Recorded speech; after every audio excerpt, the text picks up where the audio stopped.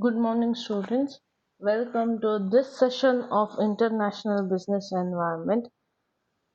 In our last class, we have started discussing regarding the chapter 2, and we were discussing regarding business environment in international trade.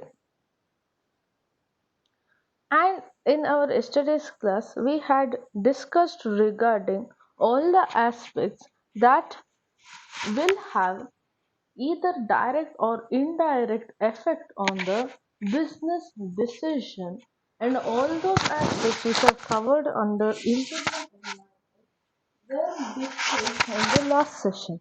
In our today's session, let us move forward towards the external environment of international business.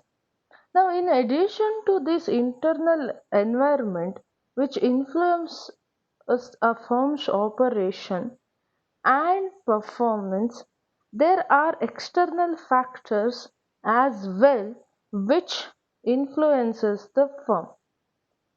The external environment components will always have a remote but a strong influence upon a firm.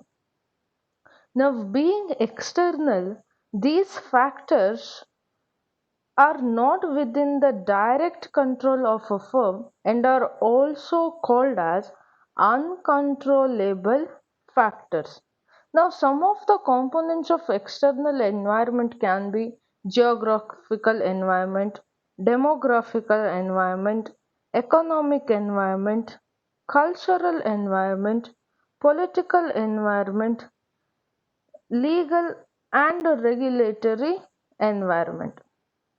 Now, each one of this, let us discuss one by one. The first one is geographical environment. Now, the geographical environment will comprise of various geographical factors that surrounds a firm.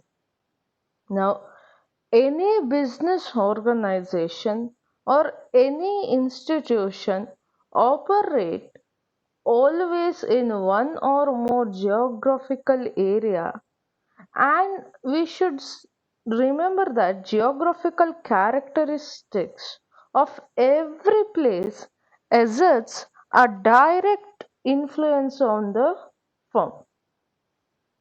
Now, speaking about these geographical areas, it consists of physical features of that particular territory and the climate, which will always have a lot of influence upon the environmental aspects. Now, to speak about that, the geographical areas vary in terms of physical features. That is to tell, some areas are plains while others might be hilly or deserts. Some areas might be located on river banks, lakes, seas, and sometimes the soil of some areas might be fertile while other areas might be rocky and sandy. Some areas might face a lot of climatical hazards, might be hurricanes, earthquakes, extreme weather conditions, for that matter, even heavy rainfall, floods, snowfall, or intense heat. Now, some areas might have many seasons, while the climate in some areas might be moderate and pleasant. Now, some of the resulting impacts of the geographical features is that it might cause population density, accessibility, consumption habits, and economic development. Now, speaking about this population density, the population density depends upon the geographical condition of a place. Now, People like to live in the areas where the geographic and climatic conditions are favorable. Now, if at all we see the history, we always observe that human population has grown around riverbeds, coastal areas, and fertile plains. Now, the density of population is very low in rough physical areas or rough terrains, what we call as desert, snowbound areas, or maybe even the areas with dense forest. Now, the business needs people both for consumption and for doing work. Hence, the firms prefer to be located where there is more population, as the business operations are and will always be easy in those areas. Now, if we observe in business also, most of the investments are made in big cities which are getting bigger because of population migration. Now, industrial clusters and investments also are being made around the areas which would have seizable population. Now, the population will always determine the size of the market and hence its potential, and the firms must choose the countries and the geographical area accordingly. And the second aspect under geographical environment is accessibility. Now, the geographical characteristic of an area influences the accessibility and the development of means of transport. Now, accessibility is nothing but how easy can you get the things that you need. Now, in the ancient times, the population, as we discussed, grew around the rivers and seas because of the easy transportation. The areas located in rugged terrains will have limited access, and the cost of transportation in these areas is definitely very high. Now, to give an example, in hilly areas, the cost of transportation of building materials is so high that it might be almost double the cost of consumption. Now, on the other hand, areas with favorable physical features would be easily accessible. Now, often located on well developed roads, rail, or waterway transportation facilities. Now, this particular aspect where we are speaking about accessibility also influence the population density, and the firms should always need to take them into consideration as well. And the third aspect under geographical environment is consumption. Now, the consumption pattern of the population is highly influenced by the areas in which the population lives. Now, for that matter, might be the prevailing climate conditions in which the population is, will decide the type of house in which they live in. Now, the building material, the design, and the type of houses will vary. Now, to tell, now in the if at all the house is being built in plain areas, now they would have flat roofed houses or multiple or group houses, and also they vary based on the density of the population living in either small areas or a wide area. In hilly regions, the houses would be made of wood and they would be located in far off areas. That is to tell, when you compare cities and when you compare rural areas, the houses would be far away from each other in rural areas as the population density is less, and also they have wide area to build houses. But when it comes to cities where population is heavily dense, they would have smaller houses. The houses would be located one to another, nearby one another, and so. And also, speaking of this, now the requirements of energy for heating or air conditioning of the house would influence even the cost of living. And not only that, when we are speaking about consumption, the clothes the people use would depend upon the area in which they are living.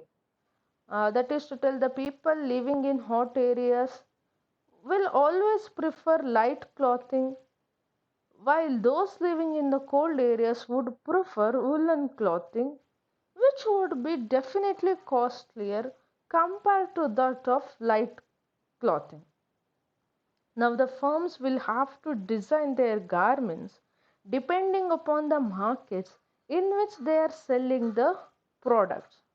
The areas with more season would create more demand for a wide range of product, while the areas with more or less similar climatic condition would create lesser needs, as the clothes and the other requirements would not need much of a replacement. Not only that, people's food is also highly depend upon the geographical areas in which they live.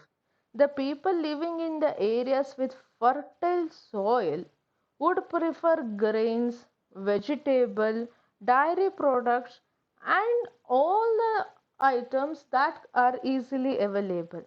While the people living in cold countries would be non-vegetarian, and those living in hot and humid areas would prefer lighter food.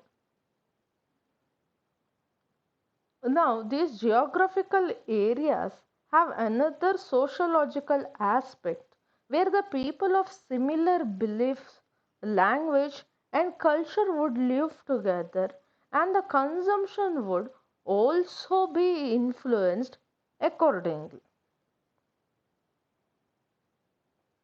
Now, the next one is economic development. It is one of the aspect under geographical environment. Now, speaking about this economic development under geographical environment, there is an indirect association between the geographical area and its economic development. But the population leads to business, more investment, more employment, and thereby there is scope for economic development. Now, if we see all over the world, the economic development has happened in clusters, often in favorable physical conditions as well.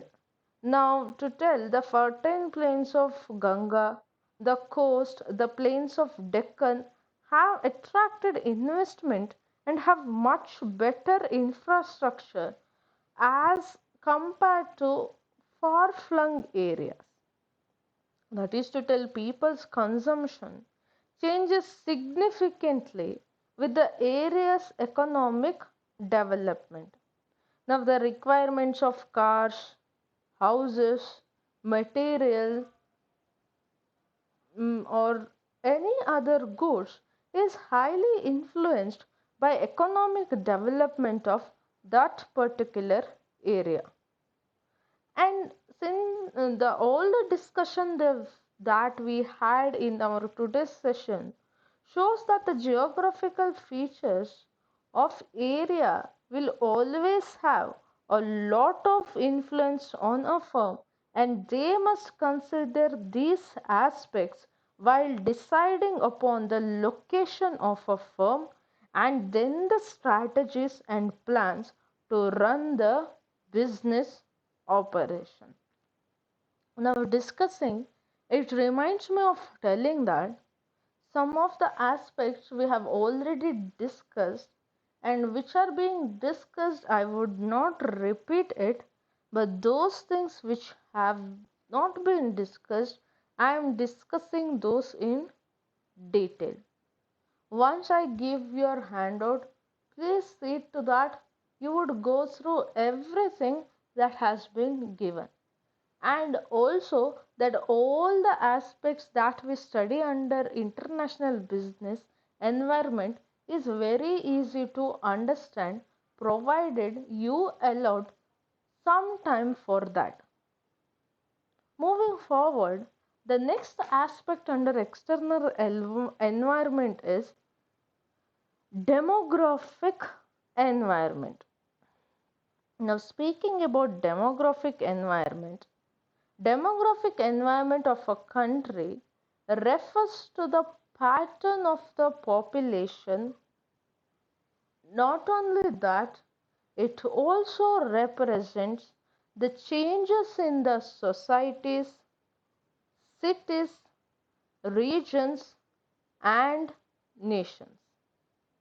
Now, demographic environment analyzes the population's characteristics, and it analyzes the population on the basis of age, gender, education, marital status, household patterns, religion, nationality, ethnicity, and all other factors which are included under demographic environment.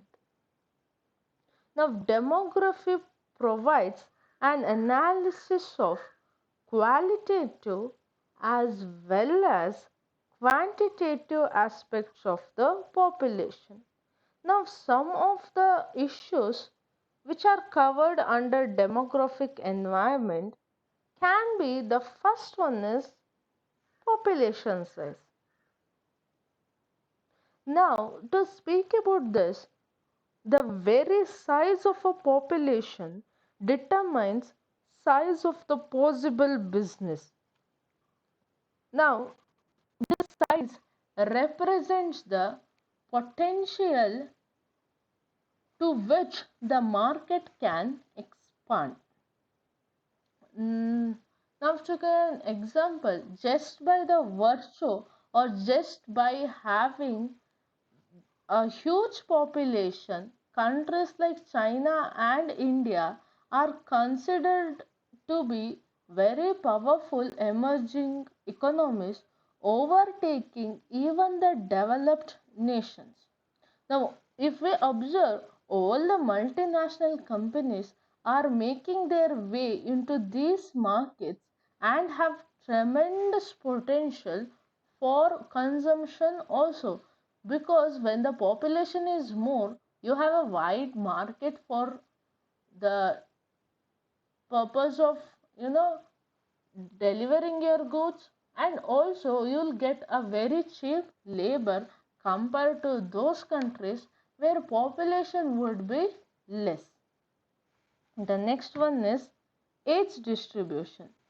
Now, if we consider India, we can see that an increase in population in the age group between 15 to 40 years, and the people between this age group are regarded as productive people. That is to tell, the economic prosperity of people is likely to increase in the times to come.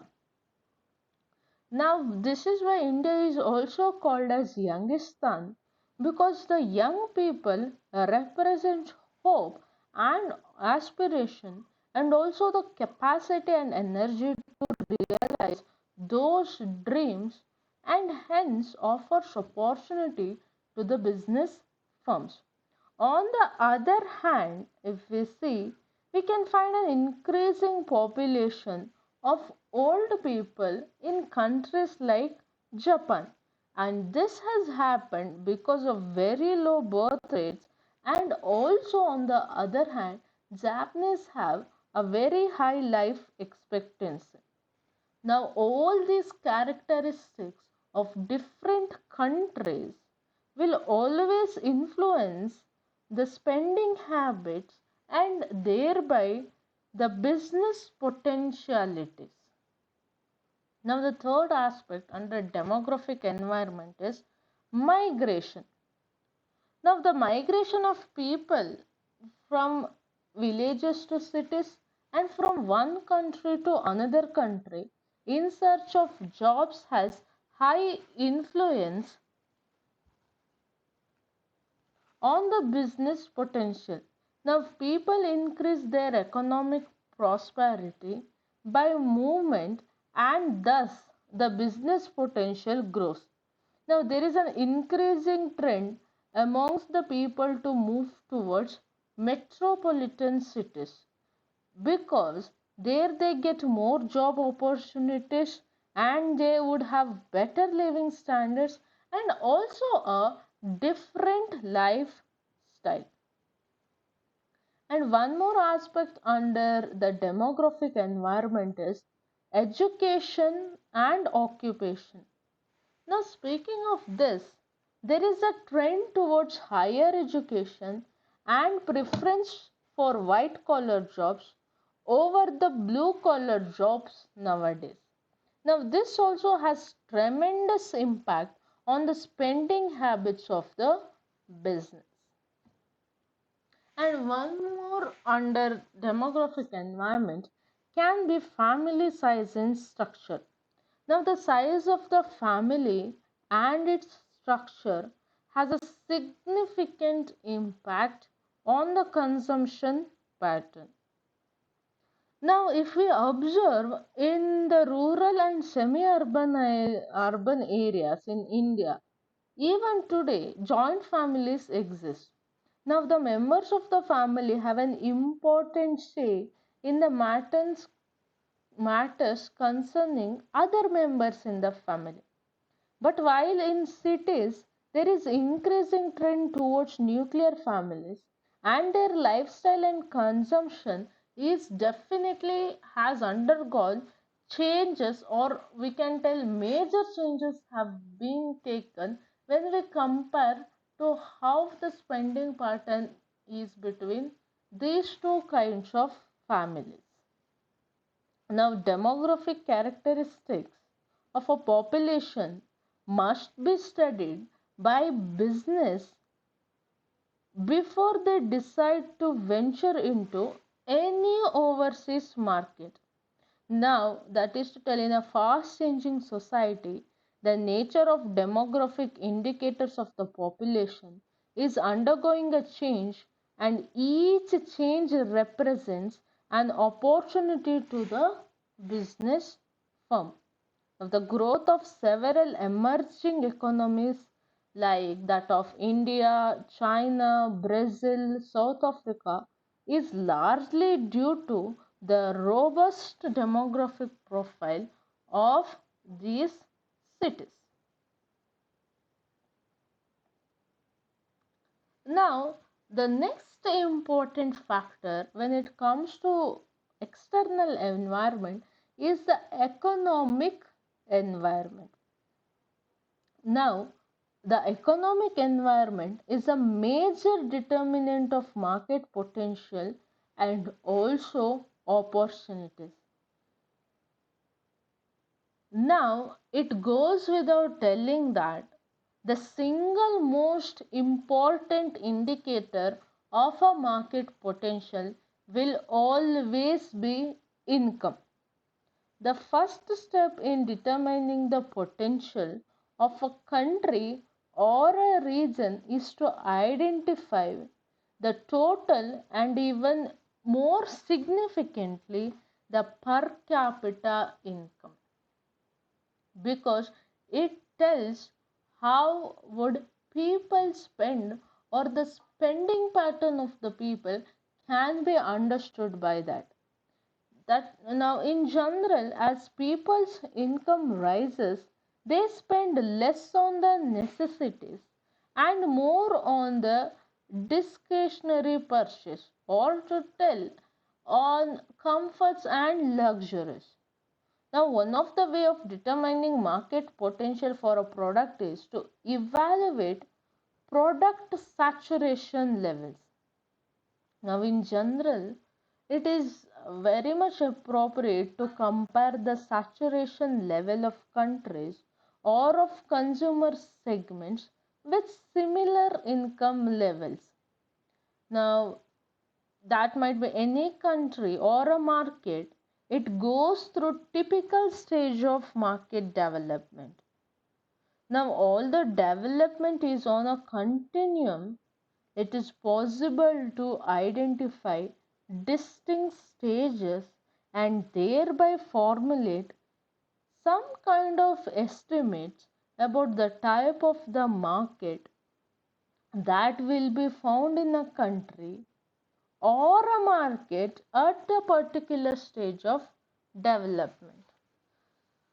Now, to speak about this, we can take example that in advanced countries, more than half the gross national product is accounted for by the services as opposed to goods.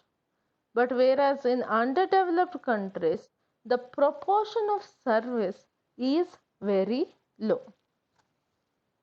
Now, speaking about this economic environment, in the current days, we can see very much changes in world economy.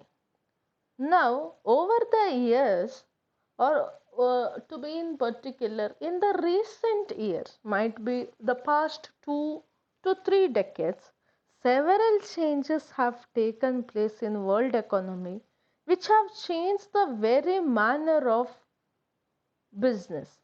Now, there is an economist called as Keegan, and he has identified the 5 most significant changes in the world economy which have occurred in the past decades and will always influence the conduct of the business.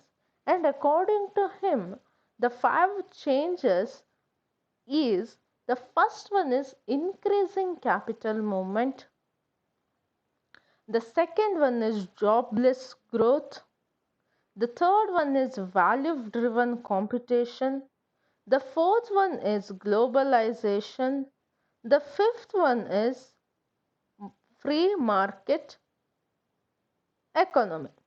And this is given by an economist called as Keegan, where he has identified 5 most significant changes in the world economy in the past decades. And the first one is increasing capital movement. Now, in the present time, capital movement rather than trade has become the driving force of world economy. The capital movement represents the attractiveness of the country for investment. That is to tell, for example, by its favorable pro-business policy, China has attracted the maximum investment. In no time, China is likely to emerge as manufacturing base for the whole world. Now, there were many countries which were ahead of China in terms of trade, but they felt the threat to their economy because of a sudden increase in the economic potential of China arising because of huge foreign investment. Now, the second significant change that is being observed by Keegan is that jobless growth. Now, despite economic development, the production has become uncoupled from employment, and if we see in India itself, government of India has claimed to have touched 8% growth in the GDP. The growth is a jobless growth. The increase in productivity does not translate into more jobs for the people. Such a situation is not good for the economies in the long run, because a large section of the society will be shipped out of the economic activities. Now, the third aspect is value driven competition. Now, the primary products have become uncoupled from the industry economy, and in the industrial economy, focus is more on innovation on one hand and value addition on the other. Now, Keegan has also stated, Michael Porter, that the competitive advantages of nations, that as an economy progress is driven by the factors of production, namely land, labor, capital, and management. However, after one stage, all these factors of productions stops getting leverage out of mere factors, and it becomes a wealth driven economy. That is to tell, nowadays wealth gets more wealth, or wealth begets more wealth. But in the long run, such a strategy is not going to deliver result.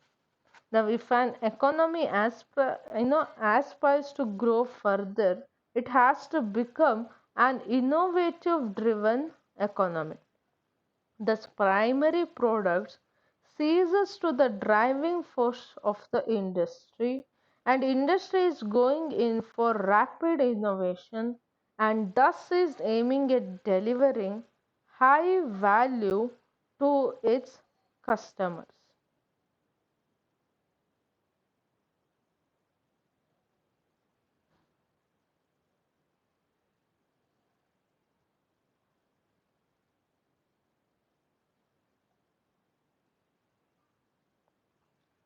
Now, moving forward, the fourth aspect given by Keegan is globalization. The global forces of the world economy are in control, and the macroeconomies of national states no longer control these economic outcomes. And Keegan has observed a gradual separation between economics and politics. Although this shift is very subtle, the changes is definitely present. Now the economy is in the control of the market forces, because more and more governments are opening up and allowing business to work freely. Now the last aspect was under this is free market economy. Now, speaking about this, the free market economy, where market forces control the economy, the state intervention has been reduced. Now, the past 75 years, wherein there was very much contest between capitalism and socialism, is over. Now, the clear success of the capitalist system over the communist centrally controlled model has led to the collapse of communism, and as a model of organization of economic activity as an ideology. Now, by this, it is clear that world economy is heading for a new kind of world economic order. That is to tell, the leftist forces are not as strong as they were on the yesteryears. The world is no longer a bipolar world, but it is now a multipolar world with many regional economic groupings and powers. Now, the democracy has shown a definite edge over other systems and is likely to persuade more and more countries to allow free play on the market forces. Now, while studying this economic system, we'll also have to know the elements of economic environment. That is necessary because economic environment is always a multi-dimensional entity and it has dynamic interaction with other environmental components as well. Now, while there are many elements of the economic environment, it comprises of five main components to name. First one being economic condition, second one being economic system, third one being economic policy, fourth one being international economic environment, and the last one being economic legislation.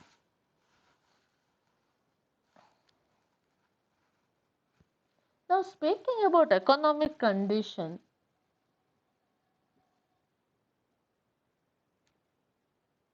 now, to understand it in a better way, we can always have a look into the state of economy of India in the last decade. Now, from the stage of India shining in 2004, when all the economic indicators showed a robust economic health of the nation, today, if we see, we are facing tough times. The inflation and the interest rates are very high, whereas the economic growth, budgetary deficits, value of rupee is touching a benchmark which was lowest in the past decades. And also, the economic conditions is deteriorating and also has led to some kind of unemployment, and the country is passing through a tough time. Now, such kind of situation and the economic policies of a business unit are largely affected by the economic conditions of an economy or country.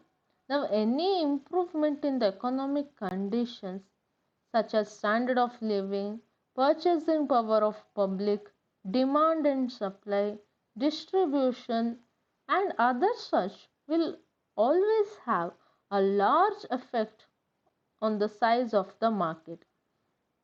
Now, the economic condition passes through the business cycle. If at all you remember it to be prosperity, boom, decline, depression, and recovery.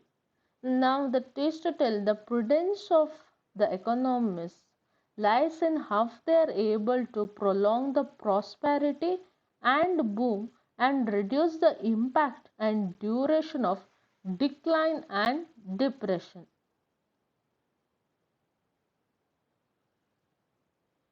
Now, in order to assess economic condition of the country, it is important to study some of the economic condition.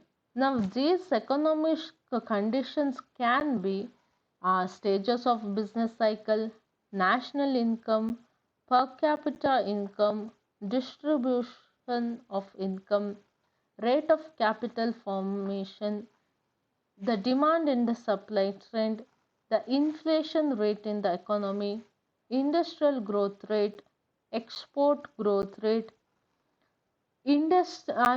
along with inflation rate, the interest rate that is prevailing in the economy, the trends in the industrial sickness, efficiency of public and private sector, growth of primary and secondary capital market, the size of the market, and so on. The next one is economic system. Now, speaking about this, an economic system of a nation or a country may be defined as a framework of rules, goals, and incentives that controls economic relations among people in a society. It also helps in providing framework for answering the basic economic questions. Now, different countries of a world have different economic system, and the prevailing economic system in a country affect the business unit to a large extent. Now, speaking about this economic condition, the economic condition of a country can be, the first one is capitalism. Now, under capitalism, what happens is the economic system in which business units or factors of productions are privately owned and governed is called as capitalism. The profit earning is the sole aim of the business units. The government of the country does not interfere in the economic activities of the country, and it is also called as free market economy. Now, all the decisions relating to the economic activities are primarily taken. Now, capitalistic countries can be England, Japan, America. Now, the next one is socialism. Now, under socialism economic system, all the economic activities of the country are controlled and regulated by the government and in the interest of the people. The first country to adopt this concept was Russia. Now, there are two main forms of socialism. One is democratic socialism and other one is totalitarian socialism. Under democratic socialism, all the economic activities are controlled and regulated by a government, but the people have the freedom of choice of occupation and also consumption. Now, under totalitarianism, uh, socialism, under totalitarian socialism, what happens is this form is also known as communalism. Under this, people are obliged to work under the directions of government.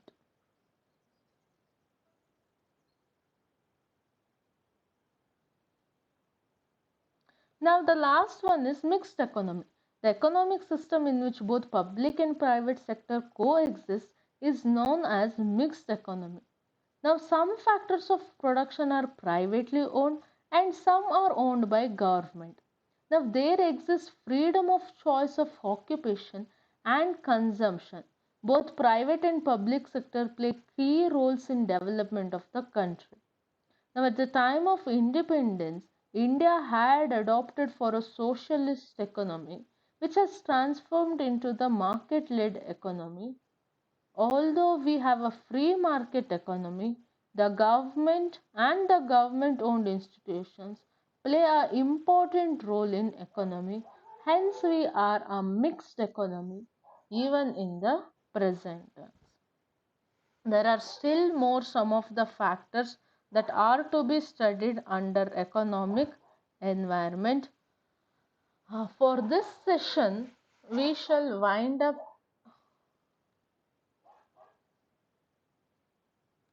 here, and for the coming sessions, we can continue with the other aspects of international business environment. I have taken down your attendance. Thank you for your patient listening. You can leave the meeting for the day. Thank you, class.